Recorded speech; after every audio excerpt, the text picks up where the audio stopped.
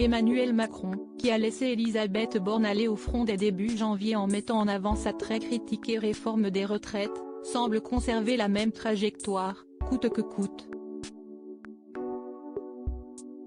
Convaincu de la nécessité de son projet de loi, le président de la République s'est dit prêt à endosser l'impopularité, dans le JT de 13h diffusé sur TF1 mercredi 22 mars.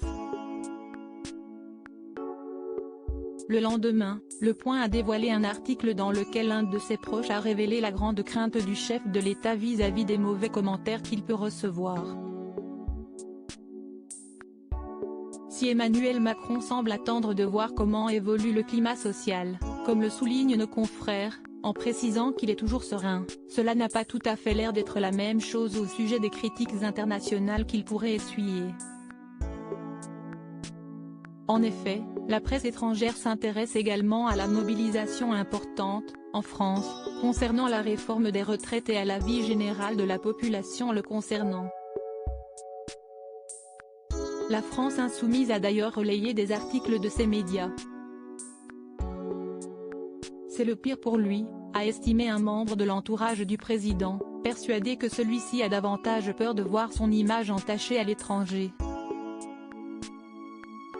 Il faut dire que depuis son premier quinquennat, Emmanuel Macron s'évertue à soigner sa réputation à l'international, en multipliant les voyages hors de la France pour rencontrer différents dirigeants et se positionner en président révolutionnaire.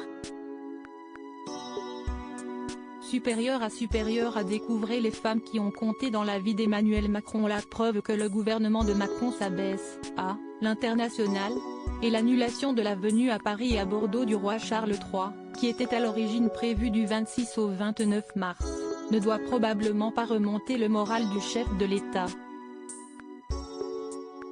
Pour rappel, le monarque britannique devra reporter son déplacement officiel à cause des prochaines mobilisations prévues contre la réforme des retraites et des éventuels actes de violence qui pourraient avoir lieu en marge de ces manifestations.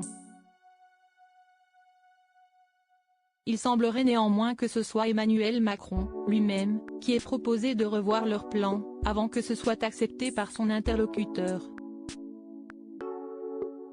Pour les Républicains, pourtant majoritairement pour la réforme des retraites, le report du voyage de Charles III est révélateur de notre abaissement international. Article écrit avec la collaboration de 6 médias Crédit Photo, Stéphane Le Mouton.